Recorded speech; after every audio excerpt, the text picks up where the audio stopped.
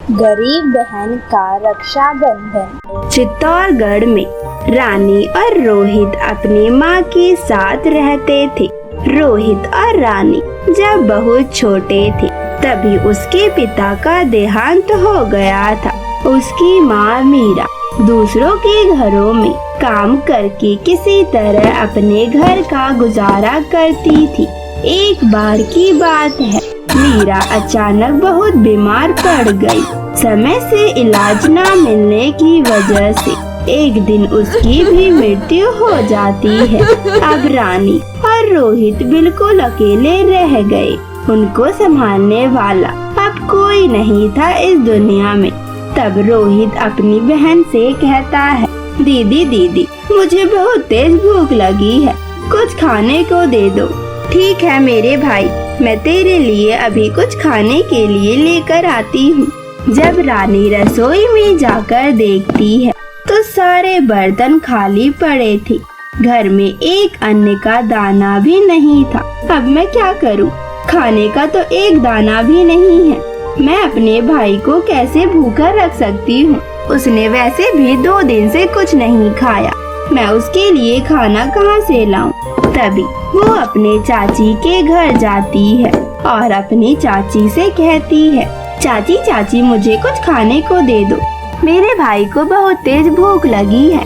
उसकी चाची उस पर तरस खाकर उसे घर का बचा हुआ बासी खाना दे देती है।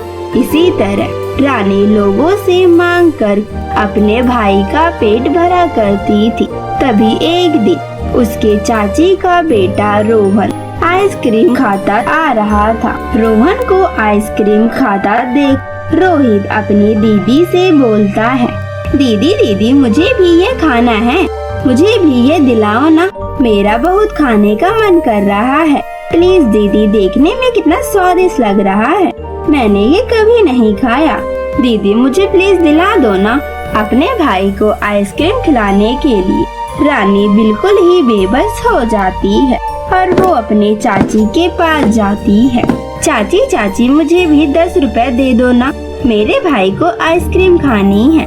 तब उसकी चाची को बहुत तेज गुस्सा आ जाता है और वह कहती है, तुझे जरा भी शर्म नहीं आती है क्या? एक तो बेशर्म की तरह मुंह उठाकर खाना मांगने पहुंच जाती है, ऊपर से फरमाइशें तो देखो महारानी की, अब आइसक्रीम खाना है। अरे इतना शौक है तो कुछ काम धंधा क्यों नहीं करती? पैसे कोई पेड़ पर थोड़ी ना उगते हैं जो तुझे तोड़कर लाकर दे दो। चाची मुझे ही आप कहीं काम दिलवा दो, आपकी हमारे ऊपर बहुत बड़ी मेहरबानी होगी। तभी उसकी चाची को याद आता है और वह मन में सोचते हुए कहती है, अरे मेरी बहन रिया को नौकरानी की जरूरत थी, क्यों ना मैं इस लड़की को उसके यहाँ पर काम करने के लिए भेज दूं। उसे फ्री फंड की एक काम वाली भी मिल जाएगी और उसे इस भिखारन को ज्यादा पैसे भी देने नहीं पड़ेंगे। हाँ ये तो सही है।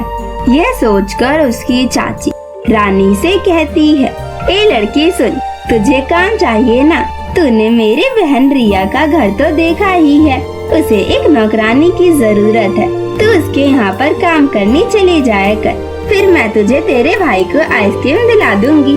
क्या सच में चाची? और क्या सच बोल रही हूँ? चल तुझे अब आइसक्रीम खिलाऊं। रानी एक आइसक्रीम के बदले अपने चाची की बहन के घर काम करने को तैयार हो जाती है। रिया भी बहुत दुष्ट औरत थी।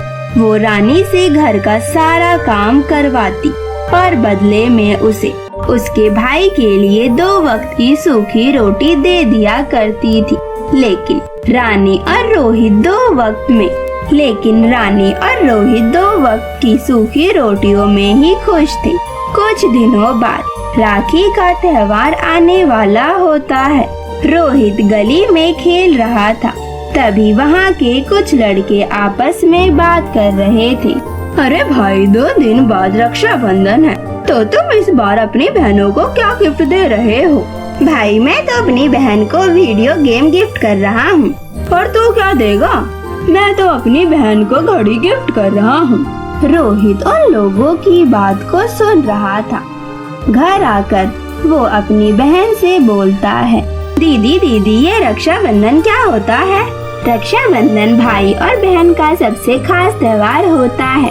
इस दिन बहन अपने भाई की लंबी उम्र और सलामती के लिए उसकी कलाई पर राखी बांधती है और भाई अपने बहन की जीवन भर रक्षा करने का वचन देता है। पर दीदी, आपने तो कभी मुझे राखी नहीं बांधी। आप मेरे लिए भी राखी लेकर आओ ना, मुझे भी ये त्योहार मनाना है। हाँ भाई, क्यों नहीं, मैं तेरी हर ख्वाहिश को पूरा करूँगी। तभी वहाँ रिया आ जाती है और कहती है, तुम दोनों भाई बहनें ये क्या बातें कर रहे हो? कुछ नहीं आंटी। अच्छा सुन, 2 दिन बाद रक्षाबंधन है तो तुझे यहाँ पर आने की कोई जरूरत नहीं है।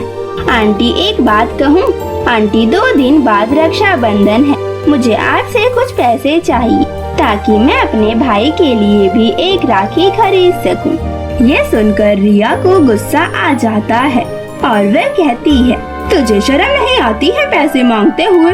एक तो तुम दोनों मुफ्त का खाना खाते हो और वो भी बिना काम करे हुए, और एक तो मैंने तुझे खाना खिलाया और अलग से तुझे पैसे भी दूं। मैं तुझे पैसे वैसे नहीं देने वाली हूँ। तुझे मेरे यहाँ पर काम करने की कोई जरूरत नहीं है, तो यहाँ से भाग जा। इतना बोलकर रिया रोहित और रानी को अपने घर से निकाल देती है। रानी अपने बहुत ही दुखी मन से अपने घर आ जाती है और कुछ दिन बाद रक्षाबंधन का त्योहार आ जाता है। तब रोहित अपनी बहन से कहता है, दीदी आज तो रक्षाबंधन है, इतना उदास चेहरा लेकर क्यों बैठी हो? मुझे आपसे कुछ नहीं चाहिए। मैं सब समझती हूँ भाई, मैं तेरे बड़ी बहन होते हुए भी मैं तेरे लिए कुछ नहीं कर पाई, लेकिन तू चिंता मत कर, मैं आज तेरे साथ जरूर रक्षाबंधन मनाऊंगी। इतना बोलकर रानी घर से निकल जंगल में चली जाती है और एक पेड़ के नीचे बैठकर खूब रोती है। माँ, मुझे आप इस जालिम दुनिया में छोड़कर क्यों चली गई? मैं आपके बिना बहुत ही अकेली हो गई हूँ। माँ, मुझे बहुत याद आती है आपकी। रानी को रोता देखकर बाल परी को उस पे बहुत दया आ जाती है और बाल परी रानी से बोलती है, लड़की तुम इस जंगल में अकेले क्यों रो रही हो? मेरी किस्मत में तो रोना ही लिखा है परी जी। फिर रानी सारी बात परी को बता देती है। रानी की बात सुनकर परी को उस पर बहुत दया आ जाती है और वो रानी से बोलती है, रानी आज खुशियों का त्योहार है, ऐसे उदास नहीं होते हैं। ये लो ये राखी मेरी तरफ से तुम्हारे भाई के लिए। यह कोई मामूली राखी नहीं है, बल्कि ये जादुई राखी है। अब से तुम्हें किसी के आगे अपने हाथ फैलाने की जरूरत नहीं है। अब तुम खुशी खुशी घर जाओ, सब ठीक हो जाएगा। रानी परी का धन्यवाद कर खुशी खुशी घर जाती है। रानी तैयार होकर अपने भाई की कलाई पर वो जादुई राखी बांध देती है। राखी बांधते ही उसके सामने तरह तरह के मिठाइयाँ और खाने के लिए बहुत से सामान आ जाते हैं। तब रोहित कहता है, अरे वाह दीदी, ये सब मेरे लिए है। आप बहुत ही अच्छी बहन हो। दीदी, ये राखी भी बहुत प्यारी है, मैं इसे हमेशा अपने पास रखूंगा। हाँ मेरे भाई, इसे हमेशा पहन कर रखना। ये मामूली राखी नहीं है, बल्कि ये जादुई राखी है। तो तुम्हें जो कुछ भी चाहिए तुम इससे मांग लेना, ये तुम्हारी इच्छाओं को जरूर पूरा करेगा। क्या सच में दीदी? ठीक है, मैं अभी देखता हूँ। राखी मेरी बहन के लिए एक बहुत सुंदर सा फ्रॉक दिलाओ। तभी एक सुंदर सा फ्रॉक आ जाता है और रोहित कहता है, ये लो दीदी, ये प्यारी सी फ्रॉक, ये मेरी तरफ से तोहफा है। और फिर दोनों भाई बहन उस जादुई राखी की मदद से अपने लिए बढ़िया सा घर बनाते हैं और खुशी खुशी उसमें रहने लगते हैं।